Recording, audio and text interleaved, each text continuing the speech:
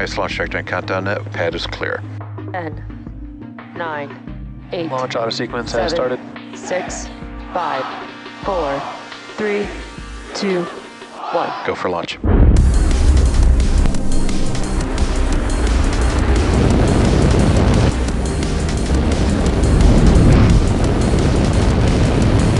Vehicle is supersonic. Stage separation confirmed. Dragon separation confirmed.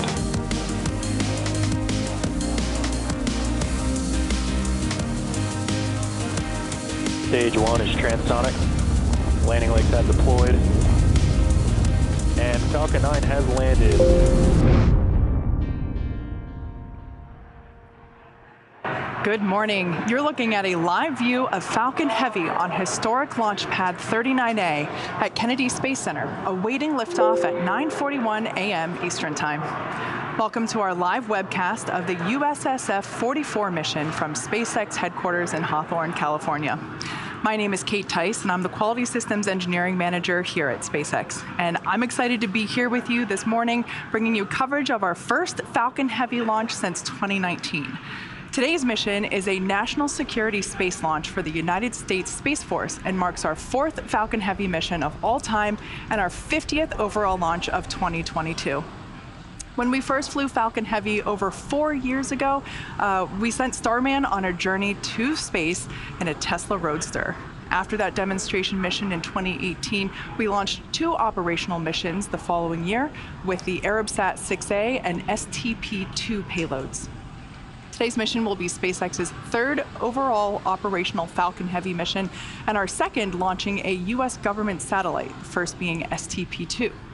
USSF-44 will launch into a geosynchronous Earth orbit from Launch Complex 39A in Florida, which, as you can kind of see there through the fog on your screen.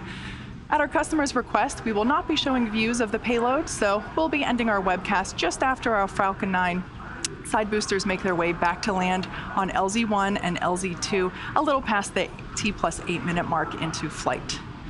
Now, as I mentioned before, it is a little foggy there at pad 39A.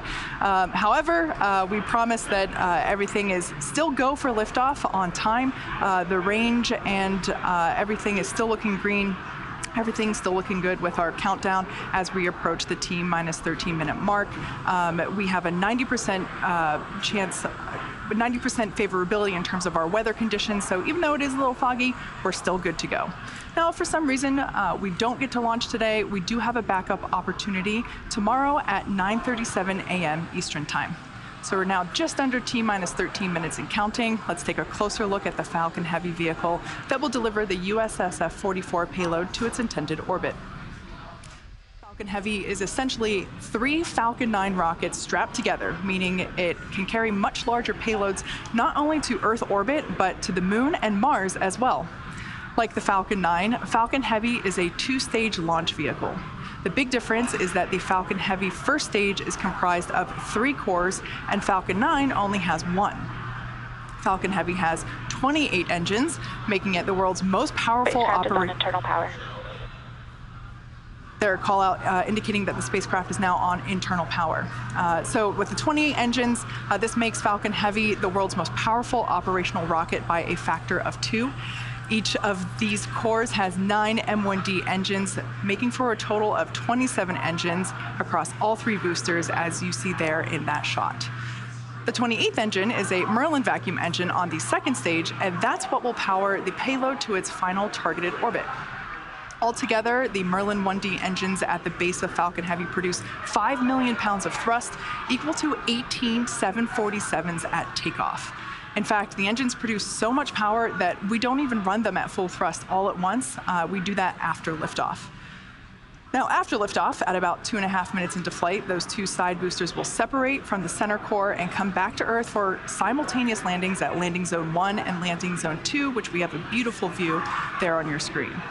If successfully recovered, the side boosters will be refurbished and used in a future national security space launch. Upon side booster separation, the center core will keep firing for about 90 seconds before shutting down its engines, then perform a standard stage separation from the 2nd stage.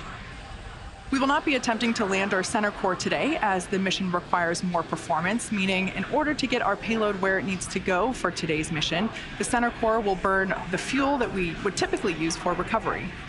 For those of you looking closely, even though it is a little foggy, that's why you don't see any landing legs or grid fins on the center core. You'll probably get a better view of that after liftoff. Now, moving up to the second stage, once the first stage and second stage separate, it will propel our payload to its intended orbit. At our customer's request, we will not be showing views of stage 2, so immediately after the Merlin vacuum engine on the second stage fires up, we'll be directing all of our attention to the landing of our side boosters. Now, above the second stage is where our payload is safely enclosed inside the fairing. The fairing protects the payload from aerothermal loads, heating, and contamination during ascent. Once we reach the vacuum of space, we will jettison the fairing as the second stage continues its journey to orbit. We will be attempting to recover the fairing halves today with our recovery vessel, Doug. As I mentioned earlier, today's launch is USSF 44, and that's for the national security. It's a national security space launch mission for the United States Space Force. Now let's learn a little bit more from our customer about the mission at hand.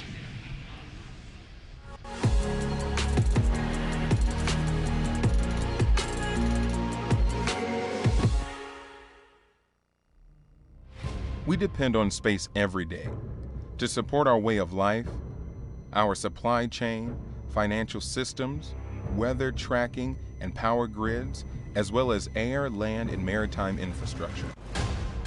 Our U.S. military is the strongest and best equipped force in the world. In the heavily contested space domain, Space Systems Command leads a team of roughly 15,000 guardians, airmen, civilians, and contractors. Headquartered in El Segundo, California, our unbeatable team operates from multiple locations across the U.S. and includes 2 space launch deltas, SLD-45 at Patrick Space Force Base and SLD-30 at Vandenberg Space Force Base. Through unity of effort across the space acquisition enterprise, Space Systems Command delivers to warfighters integrated and resilient space capabilities through 5 program executive offices.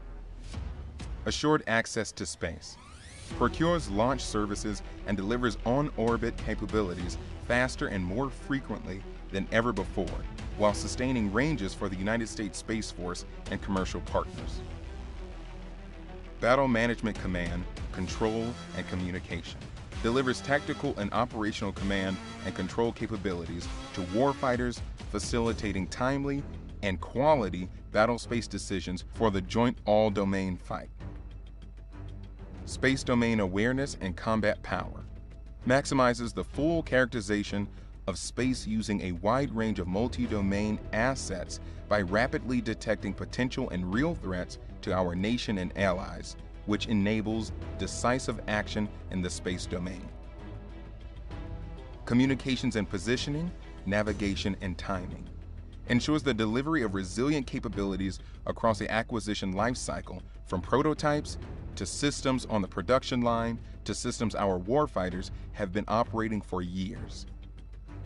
Space Sensing delivers space-based battle space awareness through missile warning, tracking, environmental monitoring, and tactical intelligence, surveillance, and reconnaissance.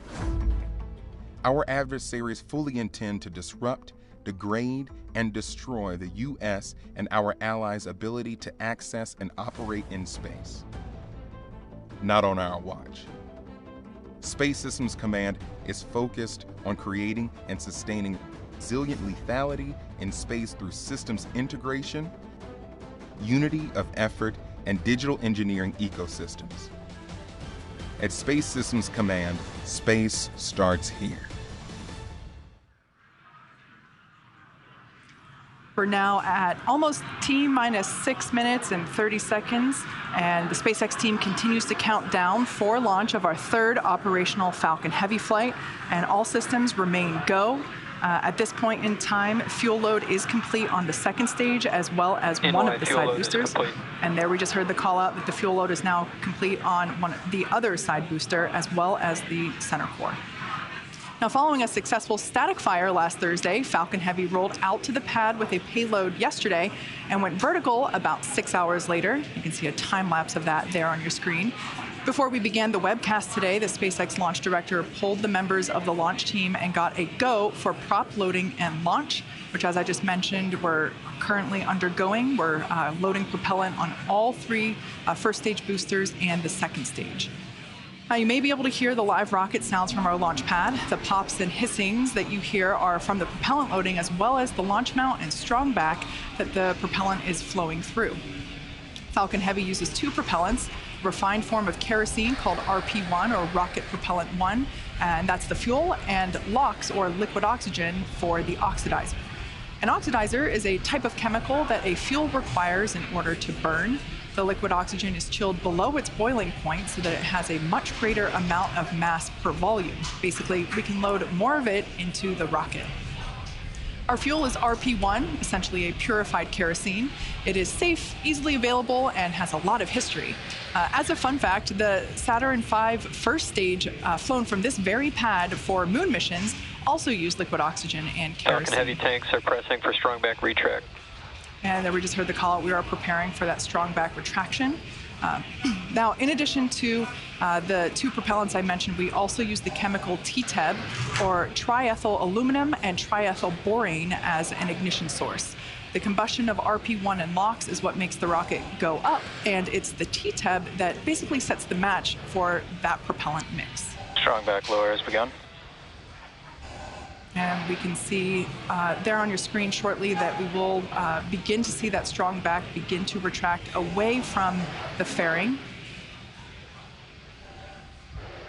In preparation for that retraction, the clamp arms around the second stage opened, and that allows the strong back to recline away from the vehicle. Now, as I mentioned earlier, this is our first Falcon Heavy flight in 3 years, and a lot will happen in the first 4 minutes of flight. First, we will light the two side boosters, followed by the center core. Then, about 40 seconds after liftoff, we will decrease power on the two side boosters in preparation for max Q, after which Falcon Heavy will then throttle back. NY LOX load is complete. So there we heard the call out that one of these side boosters is now complete with its LOX load, fully loaded with all of its propellants. Then it looks like we can see that strong back retraction happening now. PY LOX load is complete. We are now fully loaded with LOX on the other side booster. So 2 minutes into flight, we will again reduce thrust on the two side boosters, this time to decrease forces on the rocket structure overall. The vehicle at that point in time will be much lighter, but the thrust remains constant. At 2.5 minutes into flight, we fully turn off the side boosters with the booster engine cutoff, or BECO. This pneumatic Stage 1 LOX load is complete. And there we heard the call out, stage 1 LOX load is complete. So at this point in time, both side boosters and the center core are now fully loaded with its liquid oxygen and RP1. Once clear of the side boosters, the center core will throttle up to full power and until the center core shuts down with main engine cutoff, or MECO, and then separate from the second stage around the 4-minute mark. From that point on, very similar to Falcon 9 mission, side boosters will be making their way back to Earth for recovery. The fairing will separate, and the second stage will take the USSF-44 payload out into space. Just as a quick reminder, at the request of our customer, we won't be showing views of the payload, so we'll be ending the webcast just after our side boosters make their way back to land at LZ1 and LZ2, and that will be a little after the T+8-minute mark into flight. Stage 2 LOX load is complete. So there we heard the call out, stage 2 LOX load is complete. So at this point in time, Falcon Heavy is now fully loaded with all of its propellants. As I've mentioned before in previous webcasts, launch is hard. Falcon Heavy is no exception. We're essentially counting down 3 rockets simultaneously. So our team is going to be conservative in case anything pops up in the last minutes of the countdown.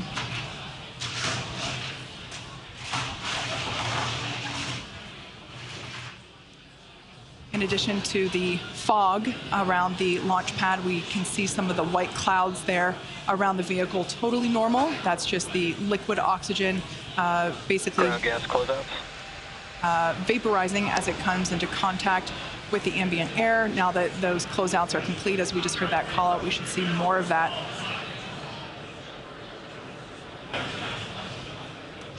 Next, we'll hear the call out that Falcon 9 is in startup.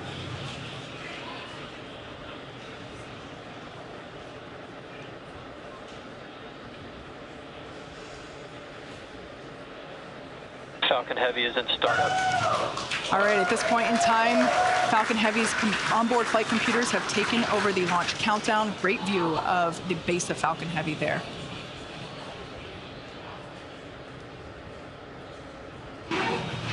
MD, LD, go for launch.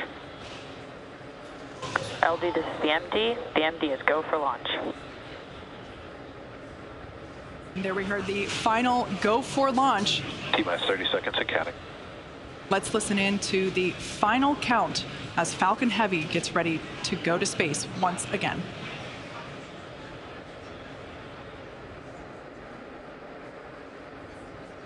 T-minus 15 seconds and counting. T-minus 10, 9, 8, 7, 6, 5, 4, 3, 2, 1, 0, liftoff.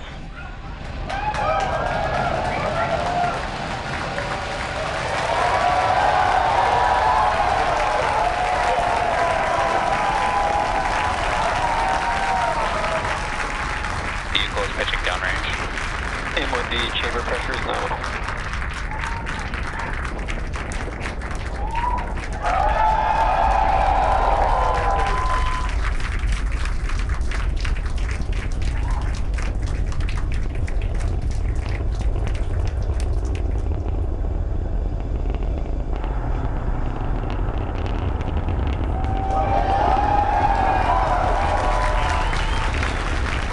Nominal power and telemetry. Pounds of thrust. Headed to space. We've throttled down in preparation for max Q, moment of peak mechanical stress on the rocket. Falcon Heavy is supersonic.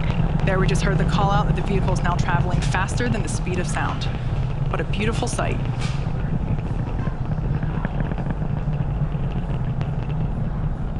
Max Q. All right, there we just heard the call out. That is the moment of peak mechanical stress on the rocket. M1D engines throttling back up. A beautiful sight to see Falcon Heavy flying once again. Now, shortly we'll hear the call out for MVAC chill, indicating that the second stage is prepping the MVAC engine. Vehicle is following a nominal trajectory.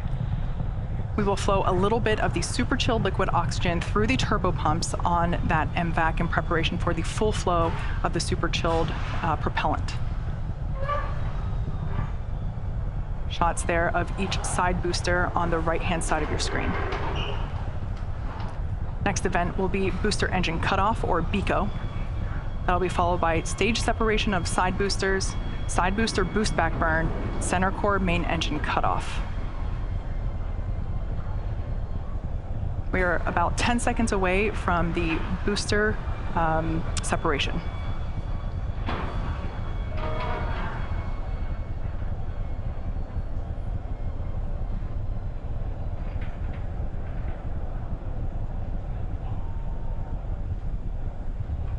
Side core shutdown. Booster separation confirmed. Engine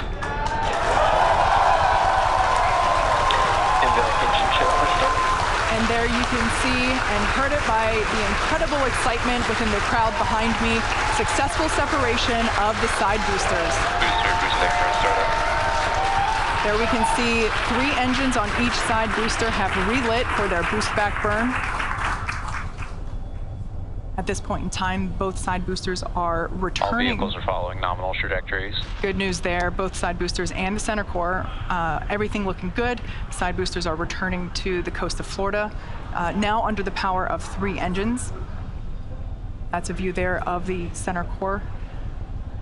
Coming up, 3 events happening in rapid succession. We'll have the conclusion of the side booster boost back burn, followed by main engine cutoff, as well as stage separation of that center core. As a reminder, per request of our customer, we won't be showing second stage views after second engine start 1. Additionally, our center core, or stage 1, the one you see there, is expendable today, so we are not recovering this booster.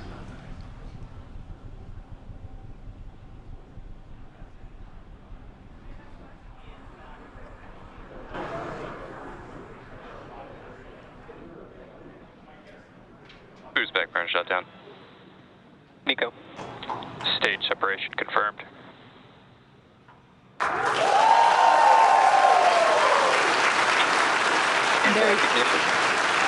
There you heard the call out and saw on your screen we had side boost back burn conclusion, as well as the main engine cutoff and separation for that center core, and we heard call out of second engine start 1. At this point in time, with that call out, Separation confirmed. we will wrap our coverage pertaining to the second stage, keeping our focus on the All side vehicles boosters, continue to follow nominal trajectories. which you see there. Unfortunately, it looks like Acquisition of signal, Bermuda. the cameras on those side boosters are a little fogged over. We heard confirmation of successful fairing separation. While second stage continues on its journey, the fairing halves will fall back to Earth, where we will attempt to recover them using our recovery vessel, Doug.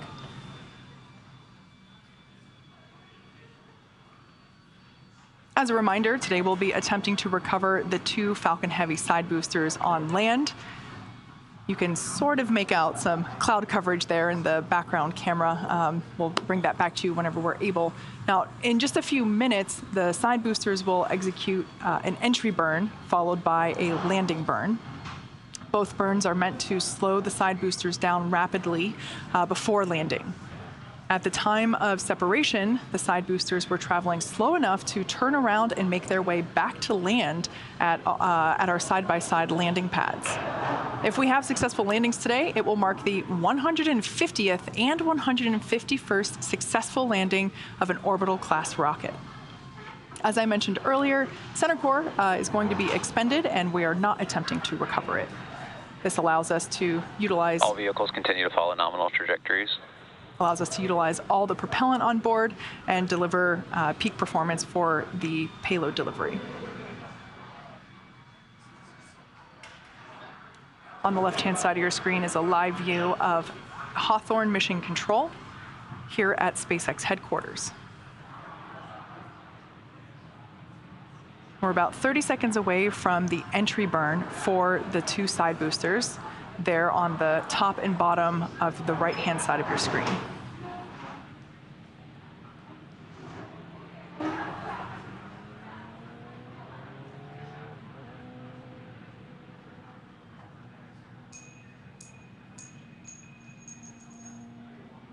Standing by for side booster entry burn. Booster entry burns have started.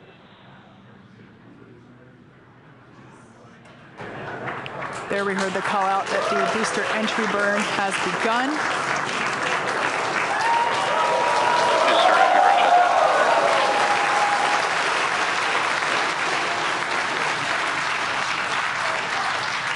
Looks like the ice on those cameras are now clearing. EY and NY FTS have safed. All vehicles continue to follow nominal trajectories. So that re-entry burn has concluded. We're expecting the landing burn to begin in about 30 seconds. The entry burn intended to slow the vehicles down significantly as they re-enter the Earth's atmosphere. Amazing tracking cam views of the boosters as they return to landing zone 1 and 2. We can see the grid fins there. Both side boosters transonic. Stage 2 FTS is saved. Stage 2 is in terminal guidance. We can see those grid fins steering the boosters for a precise landing. Again, we're attempting Booster landing. Landing zone 1 and 2.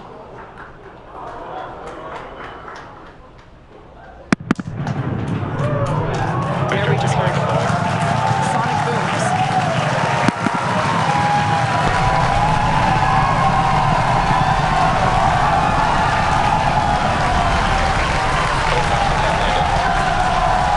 And there you have it. As indicated by the enormous cheers, we have successfully landed both Falcon Heavy side boosters at landing zone 1 and landing zone 2. What an incredible sight. Nominal parking orbit. With these 2 side boosters, this marks the 150th and 151st overall successful landing of an orbital class rocket. This is the 21st landing at landing zone 1 and the 4th landing at landing zone 2. And with successful confirmation of our side boosters landing, that will bring today's webcast to a close. We'd like to thank the United States Space Force for entrusting us with today's mission. Thank you to the Range and FAA for licensing today's launch. And we'd like to thank all of our viewers for tuning in for an exciting morning. Now, if you're interested, head over to our website and social media platforms for updates on our next missions and milestones. Hope to see you soon. Enjoy the rest of your day.